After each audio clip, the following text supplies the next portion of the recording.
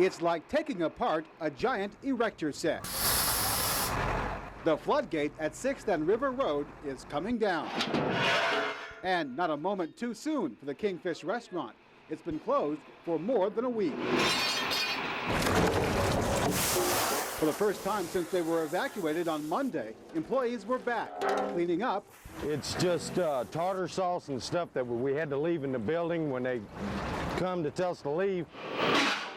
And getting ready to reopen. The first thing we really had to do was have LG&E turn back on the electricity. KingFish President Tom Strohmeyer is relieved. The waters never actually reached the building. The dining area itself looks to be in good shape. We had put the chairs up on top of the tables, and turns out that wasn't needed. But it's not easy losing a week's worth of sales at your biggest and busiest restaurant. The companies have their ups and downs, and this has certainly been a down week for us. But as the river retreats, things are looking up as the gates come down. Lawrence Smith, Kentuckiana's News Channel, WHAS 11. Hi, how you doing today? Hey, are you all ready to order? The fish special is not what lured most customers in today. Well, today's going to be our last day, yeah. This restaurant has seen anniversary celebrations, marriage proposals, and one tradition the Brodus family started. I hate to see them tear it down. It's been here so long, you know, and it's I don't know, it's just part of Louisville already. Their friend purchased a KingFish souvenir. So we got a glass as a souvenir, so we'll have something to remember us by. Onion rings, baked potatoes. The Sprouls family also came to say goodbye. I think Vencor will add to the ambience of our downtown growing community. You should put a steamboat on top of the What a view! To me, this is the anchor of KingFish, and I'm sure going to miss it. Some customers didn't want to miss out on their last chance to take a last shot of that paddle wheel that's been in permanent dry dock. Just as a memorial. Nostalgia purposes, photo album. Lisa Chiava, Kentuckiana's News Channel, WHAS 11. The old KingFish restaurant sits abandoned at River Road and 6th Street. It's an eyesore for Louisville's rejuvenated riverfront. It wasn't supposed to be this way. Vencor bought this property and planned to build a beautiful new $60 million headquarters building. When Vencor's revenues went south, so did the headquarters idea. But the state had already given Vencor $3 million toward the headquarters building. The city of Louisville pitched in $1.2 million. Now, they're both negotiating to get most of that money back from Vencor. And Vencor certainly acknowledges that there is a payback there. Strong says they were close to a deal that would let Vencor keep some of the cash because the company's moving into a vacant Louisville building, One Commonwealth Place. We want to be fair with the company. They're a good corporate citizen. They employ a lot of people with good jobs in Louisville. But the state and the taxpayers have to be dealt fairly with as well. But the deal is on hold because Vencor's CEO, Louisvillian Bruce Lunsford, is quitting. An out-of-towner is taking over. Are there concerns that the new Vencor CEO might now back out of the commitment to repay the state and city? No, says the mayor's office.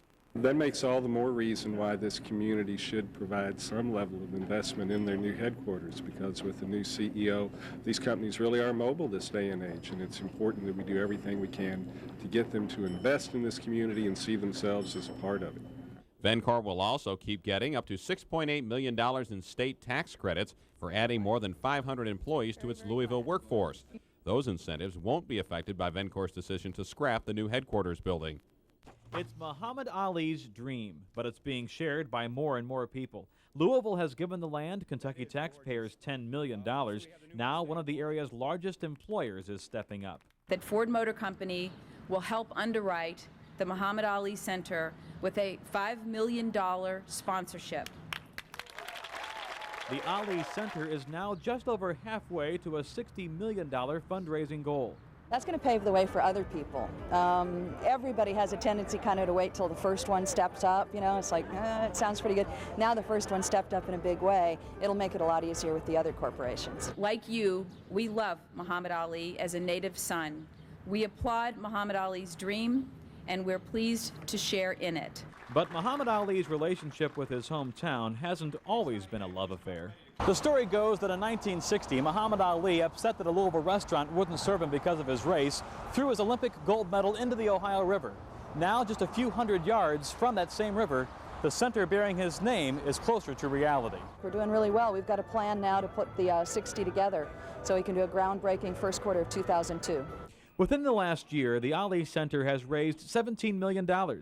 He may not float like a butterfly or sting like a bee any longer, but Ali can still raise money. We know Muhammad will not be able to travel and work as he does forever, but we believe that his legacy must continue to inspire people to respond to each other with kindness. Muhammad Ali still packs a punch. Joe Arnold, WHAS 11 News.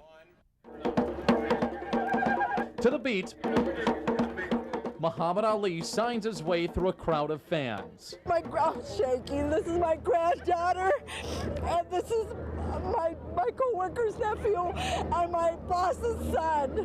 And this is forever and ever and ever. The dirt will make way for a new multi-million-dollar Muhammad Ali Center. God bless you, represent people. Ali, whose speech is affected by Parkinson's disease, says he hopes the center will be good enough to represent the people. And all kinds of people, a diverse group, welcomed the greatest and his wife Lonnie home to Louisville. Ali performed a magic trick, and the mayor even gave him a proclamation. Is this all I get?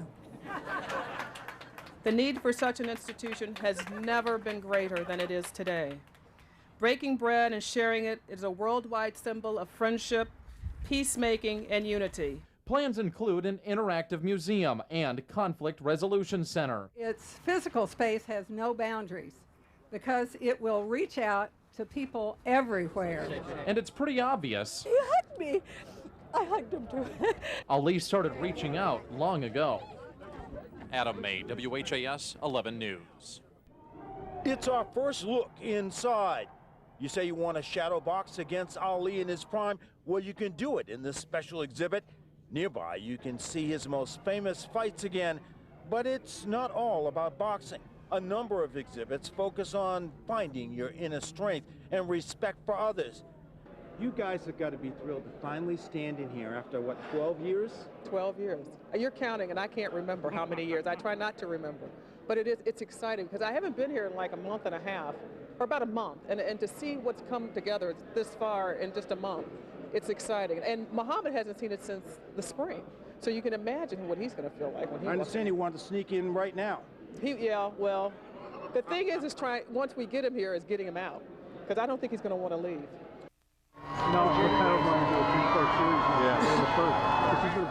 Tonight, Louisville became Hollywood as hundreds lined up in front of the Kentucky Center, hoping to get a glimpse of their favorite star and the stars, here to pay tribute to Muhammad Ali. I was very interested in the development of this center because I think that his legacy inspires so many people. It inspired me, and it says a lot about faith.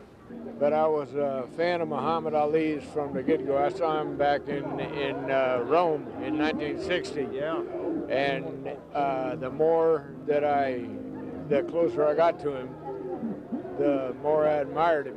He's a humanitarian. He travels around the world, and he's always giving back. It's just a great thing to be around Muhammad Ali's energy again. Former President Clinton avoided the crowd's gaze, entering in the rear. But even with his halted steps, you knew that wasn't Muhammad Ali's style, and he didn't disappoint. I think Muhammad's feeling great. He's got a captive audience.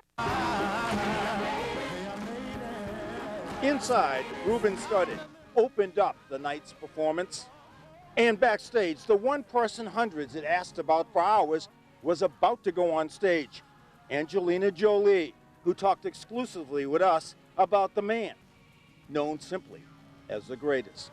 He's that person that I think whenever, for all of us in our life, there's been a time, and probably I would almost imagine anybody's life, where we've felt like we just couldn't get ourselves back up, or we just felt defeated, or we just felt, and whether it was the pictures of him young and him so proud and so full of fire, or even knowing him now and seeing what he's just gone through and how he's just accomplished it with such grace and strength and dignity, and just carries on with such, You know, he's just glorious. So I think he's just that person that he's one of those you pull to when you need strength, when you need guidance.